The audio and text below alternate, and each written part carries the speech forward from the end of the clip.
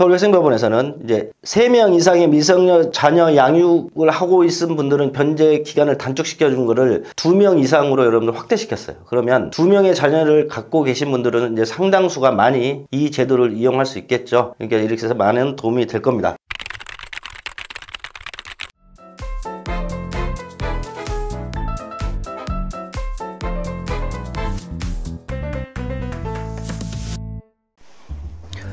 예, 여러분들 이번 시간 2025년 개인회생 부양가족 확대 변제기간 단축 등 많이 좋아집니다라는 주제를 가지고 말씀을 좀 드리겠습니다. 2024년 12월 18일 날 결정이 됐고 12월 20일자 이제 보도자료를 통해서 서울회생법원이 실무준칙을 개정해서 시행한다는 발표를 했습니다. 그래서 2025년부터 이렇게 이제 할 계획이다 이건데, 안타까운 게 여러분들 이게 서울회생법원은 그렇게 결정을 해도 과거를 보면 수원이나 부산회생법원은 서울회생법원을 이제 많이 따라가는데 지방법원은 이거 여러분들 해당 사항 없습니다.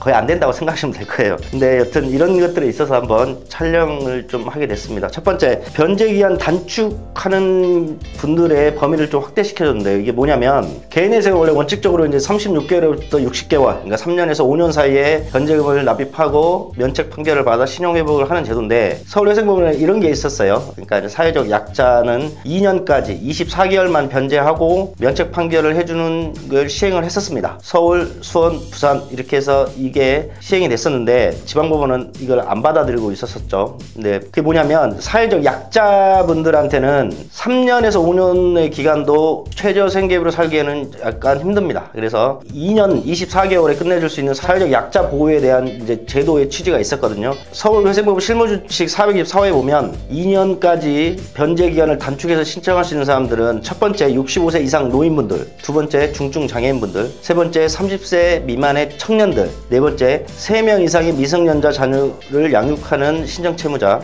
다섯 번째 한부모 가족, 여섯 번째 전세 사기 피해자분들은 이제 2년까지 변제 기간을 단축시켜 좋습니다. 근데 실제 여러분들 65세 이상 노인분이나 중증 장애인은 단축을 거의 안 하시죠. 왜 그러냐면 이분들은 개인 파산 하시면 되니까. 실은 개인 파산이 더 유리하거든요. 이제 주로 이제 30세 미만의 청년들한테는 굉장히 좋은 제도였고, 원래는 아까 말씀드린 네 번째 3명 이상 미성년자 자녀 양육이란 말이에요. 근데 실제로 여러분들 지금 대한민국 사회에 아이들 안 낳는 분위기인데 자녀가 3명 이상 있는 집이 오히려 드문 경우입니다. 옛날에는 많았죠. 보통 2명, 3명, 4명 이랬는데 지금은 많으면 1명, 2명 아예 안 낳는 이런 시대로 접어들었잖아요. 그래서 서울회생법원에서는 이제 3명 이상의 미성년 자녀 양육을 하고 있는 분들은 변제 기간을 단축시켜 준 거를 2명 이상으로 여러분들 확대시켰어요. 그러면 2명의 자녀를 갖고 계신 분들은 이제 상당수가 많이 이 제도를 이용할 수 있겠죠. 그러니까 이렇게 해서 많은 도움이 될 겁니다. 근데 다만 아까 말씀드리는 6가지 분들이라도 단축을 할 수 없는 불가사유들이 있어요. 첫 번째, 개인 채권자가 2인 이상이 존재하거나, 두 번째, 사행성 채무가 많다든지, 세 번째, 이렇게 2년 24개월로 변제 기한을 단축했더니 총 변제율이 20% 이하가 나와버린 경우들, 그다음 네 번째, 우선 변제 채권이죠. 막 세금 같은 것들 있잖아요. 이런 것들의 채무가 50% 이상인 경우, 이 네 가지 경우에는 새롭게 시행되는 제도 자체도 여러분들 적용하지 않으니까 이걸 잘 알으시고요. 두 번째, 부양가족 인정 범위가 확대됐어요. 이거는 굉장히 저는 제 개인적으로, 물론 채권자 채무자의 어떤 입장에 있느냐에 따라서 개인회생 자체를 보는 시각도 다르기 때문에 부양가족 인정범위 확대 이 부분도 사람마다 생각이 다 다를 겁니다. 근데 저는 개인적으로 이거는 예전부터 약 좀 문제다는 생각이 했던 부분이 있었어요. 그게 뭐냐면 부양가족을 미성년자 자녀로만 한정을 했었거든요. 미성년자. 근데 뭐가 문제였냐면 성년이 됐을 때 학생은 경제적 활동을 못 하잖아요.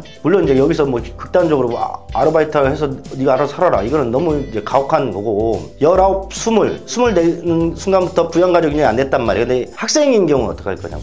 이건 굉장히 고민이었거든요. 아무리 힘든 채무나지만 내가 대학생활 하는데 돈이 필요하단 말이에요. 그죠? 돈이 필요하고, 그 다음에 대학교를 입학하지 못했지만 고3만 딱 끝난다고 해서 이 자녀가 무조건 경제적 활동하기가 거의 없습니다. 어느 정도 시간을 갖고 경제적 활동하는데 약간의 보호가 더 필요하거든요. 그래서 이 부분을 저도 예전에는 좀 많이 조금 더 늘려야 된다고 생각을 했었는데, 이것도 이번에 개정됐습니다. 아이가 성년자라 할지라도 고졸인 경우도 곧바로 취업할 수는 없고, 대학생인 경우에는 학생 신분으로서 경제활동을 하지 못한단 말이에요. 그래서 이렇게 인정 기준이 나왔어요. 채무자의 자녀가 경제 경제활동이 가능한 연령대라고 하더라고요. 이게 이제 성년이 된 거거든요. 해당 자녀가 만 21세 미만이죠. 그러니까 만 21세니까 이제 우리나라 나이로 22세죠. 만 21세 미만이고 과거 1년간 소득이 없거나 소득이 있더라도 그 총 합계액이 100만 원 이하이거나 그 다음에 근로소득만 있는 경우에는 총 받았던 급여가 500만 원 이하인 경우, 그 다음에 세 번째, 실제로 신청 채무자가 이런 자녀들을 부양하여 왔다고 인정만 된다면 성년이 된다 할지라도 부양가족을 추가할 수 있게끔 회생법에서 결정을 했고 시행을 한다고 합니다. 굉장히 좋은 소식이죠. 근데 제가